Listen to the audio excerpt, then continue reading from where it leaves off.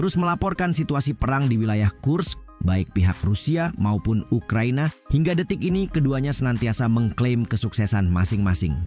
Terbaru, Ukraina mengklaim telah menghancurkan jembatan ketiga di Sungai Sem saat penyerbuannya ke wilayah Kursk berlanjut. Di sisi lain, Kementerian Pertahanan Rusia membantah dan mengklaim balik kesuksesan di medan tempur. Bahkan kantor berita TASS melaporkan sekitar 4.100 tentara Ukraina harus menjadi tumbal selama periode operasi tempur kali ini. Itu belum termasuk kehilangan puluhan tank, puluhan sistem artileri, hingga ratusan kendaraan tempur lapis baja. Nah, melihat semua kerugian yang dialami Ukraina, lantas apa tujuan Presiden Zelensky memaksa pasukannya menginvasi Kursk?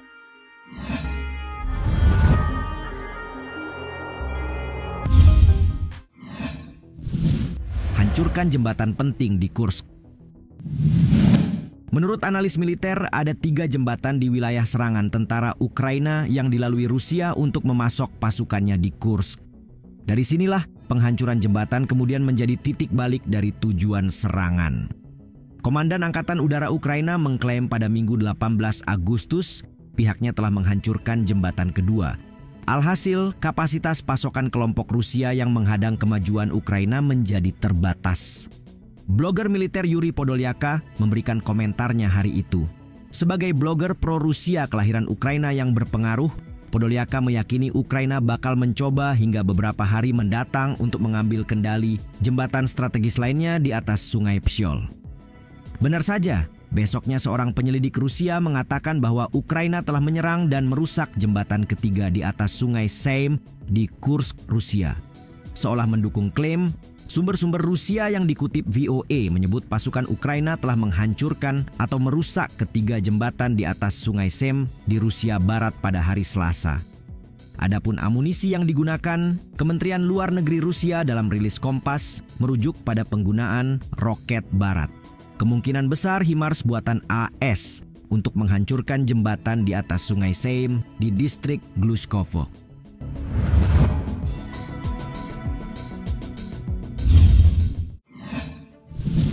Tujuan invasi Kursk. Pihak Ukraina akhirnya menjabarkan tujuan invasinya setelah serangan memasuki pekan ketiga pada hari Minggu. Tepatnya setelah pengumuman penghancuran jembatan kedua, Presiden Ukraina Volodymyr Zelensky dalam keterangannya menyebut serangan militernya ke Kursk bertujuan untuk menciptakan zona penyangga guna mencegah serangan lintas batas oleh pasukan Rusia. Sang presiden juga mengungkap ambisi strategis operasi militer ke Kursk untuk pertama kali. Kini tugas utama kami dalam operasi pertahanan secara keseluruhan adalah menghancurkan potensi perang Rusia sebanyak mungkin dan melancarkan tindakan serangan balik yang maksimal. Itu termasuk menciptakan zona penyangga di wilayah agresor, katanya dalam pidato terbaru yang dikutip CNN. Selain itu disebutnya pula bahwa segala sesuatu yang menimbulkan kerugian pada tentara, negara, serta kompleks industri militer, juga ekonomi Rusia membantu mencegah perang meluas. Semua itu akan membawa kita lebih dekat ke akhir yang adil untuk agresi ini, katanya menambahkan. Seorang ajudan Presiden Ukraina juga mengatakan bahwa serangan ke Kursk bertujuan untuk memastikan proses negosiasi yang adil. Ukraina dalam hal ini dinilai memiliki banyak tujuan, seperti meningkatkan moral militer setelah beberapa bulan yang sulit hingga menguras sumber daya Rusia.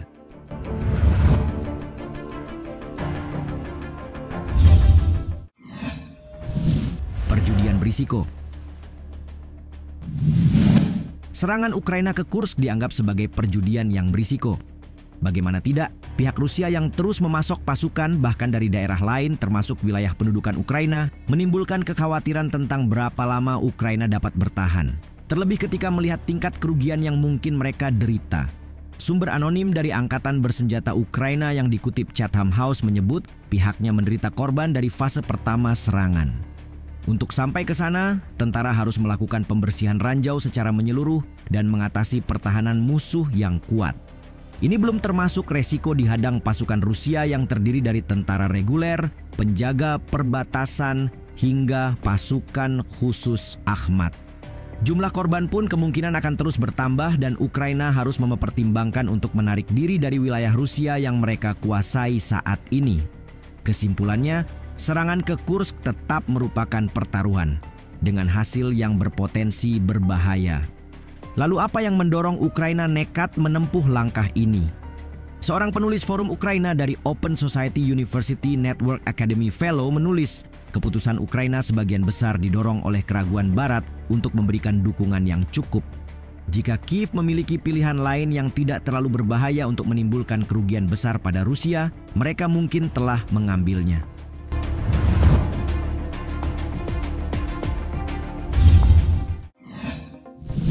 Ribuan tentara sudah dihabisi. Sepertinya resiko yang ditakutkan Ukraina benar-benar terjadi.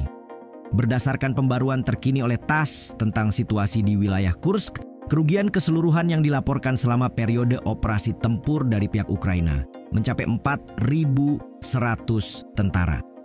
Tidak hanya itu, 54 tank, 26 pengangkut infanteri tempur, dan 46 pengangkut personel lapis baja juga dilaporkan. Termasuk di dalamnya 281 kendaraan tempur lapis baja, 123 mobil, dan 27 sistem artileri. Kerugian lainnya mencakup sistem pertahanan udara, 7 peluncur rudal ganda, 3 HIMARS, dan 1 peluncur MLRS. Lebih jauh, masih ada 5 stasiun peperangan elektronik, 4 kendaraan teknik, serta 2 kendaraan penyingkir rintangan dan 1 sistem pembersihan ranjau UR-77 yang juga dimusnahkan Rusia.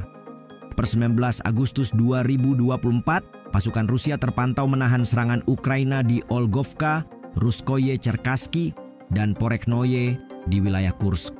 Tidak hanya bertahan, Rusia balik menyasar pasukan dan kendaraan Ukraina di dekat pemukiman Borky, Bogdanovka, Vishnevka, Viktorovka, Kositsa, Lyubimovka, Melovoy, Snagos, sebelah barat Martinovka, dan tenggara Korenevo. Adapun serangan lain yang diidentifikasi dari pesawat Rusia menargetkan area penempatan pasukan dan kendaraan tempur di dekat pemukiman Vorozhba, Kruzok, Miropolye, Novaya Sech, dan Sadki di wilayah Sumy. Operasi untuk memusnahkan unit tentara Ukraina terus berlanjut. Meski Ukraina menyusun kembali pasukannya di wilayah Kursk untuk melancarkan serangan di lokasi lain, Komandan Pasukan Khusus Akhmat, Mayor Jenderal Apti Alaudinov, menyebut pasukan Rusia telah mengendalikan situasi.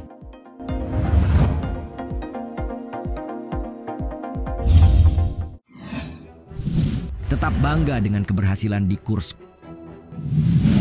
Di balik kemenangan yang diklaim Rusia, siapa sangka ada Ukraina yang mengatakan pihaknya tetap bangga dengan keberhasilan di Kursk.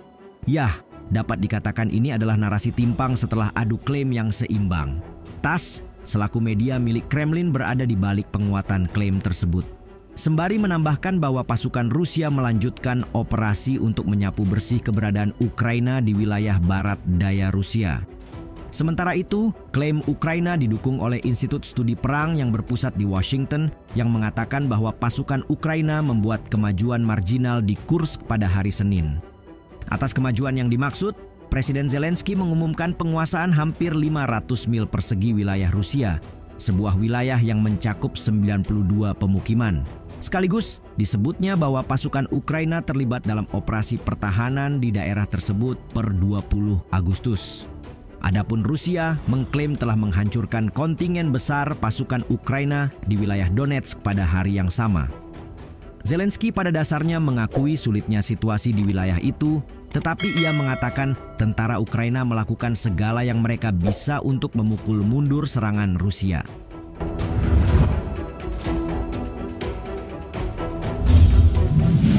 Saat Ukraina mengklaim semakin maju ke Kursk, pasukan Rusia juga semakin maju di Ukraina Timur. Namun di luar itu, kedua pihak mengalami kerugian signifikan sebagai apa yang harus dibayar dalam ambisi peperangan. Menurut kalian, pihak manakah yang akan mencapai tujuan perangnya terlebih dahulu?